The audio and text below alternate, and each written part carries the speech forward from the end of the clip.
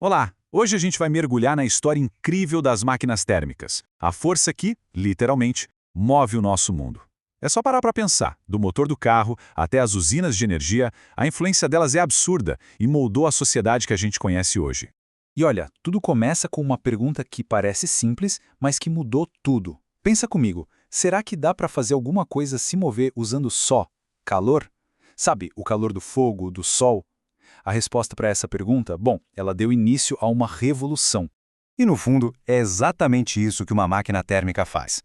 Ela pega a energia do calor de algum lugar, pode ser da queima de combustível, por exemplo, e transforma uma parte disso em trabalho mecânico, ou seja, em movimento. Essa conversão que virou, basicamente, a espinha dorsal da nossa civilização industrial. Para entender como isso funciona na prática, a gente precisa voltar no tempo e não é pouco não. Nossa primeira parada é lá na Grécia Antiga, onde a gente encontra o primeiro exemplo de máquina térmica que se tem notícia. E olha só que interessante, isso aqui é a Eolípila de Héron. Parece até uma obra de arte, né? Mas esse dispositivo, por mais simples que seja, provou um conceito poderosíssimo lá na Grécia Antiga. Era basicamente uma esfera de cobre oca que conseguia girar livremente. E o jeito que ela funciona é de uma simplicidade genial.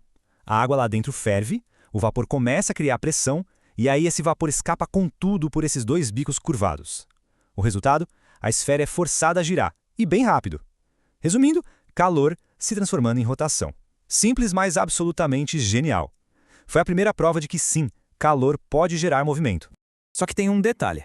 Essa invenção fantástica também acabou revelando, meio que sem querer, uma regra fundamental do universo. Uma limitação que, olha, até hoje desafia os melhores engenheiros do mundo. E aqui está o ponto central da coisa. Não importa o quão avançada ou bem projetada uma máquina seja, ela nunca vai ser perfeita. Perfeição nesse caso é fisicamente impossível. Mas por quê, né? O motivo é que nenhuma máquina térmica consegue ter uma eficiência de 100%. Isso quer dizer que ela nunca, jamais, vai conseguir converter toda a energia do calor que ela recebe em trabalho útil. Sempre, sem exceção, alguma coisa se perde no meio do caminho. E o mais curioso é que essa ineficiência não é um defeito de fábrica, sabe? É a famosa segunda lei da termodinâmica em ação. É uma lei da física que diz que a energia tende a se espalhar, a virar algo menos útil, que geralmente é calor perdido. É como se o universo tivesse uma tendência natural para bagunça. Fascinante, não acha? E é por causa dessa lei que a vida de um engenheiro é uma busca constante por eficiência. Uma máquina com alta eficiência, como a da esquerda, faz mais trabalho usando o mesmo tanto de combustível. Já uma de baixa eficiência, bom, ela simplesmente joga mais energia fora em forma de calor. Por isso a briga é sempre para maximizar o trabalho e diminuir o desperdício. Agora vamos dar um salto no tempo de volta para o nosso dia a dia e ver como esse princípio, mesmo não sendo perfeito, virou o motor por trás de praticamente tudo que a gente faz. E é impressionante, sério. Elas estão em todos os lugares. Nos motores dos carros, dos aviões, dos caminhões, nas usinas gigantes que geram a nossa eletricidade. Elas são as verdadeiras operárias do mundo moderno. E uma curiosidade, até a geladeira e o ar-condicionado são máquinas térmicas, só que elas funcionam ao contrário, tirando o calor de dentro e jogando para fora. E aqui está a conexão fundamental com o nosso mundo.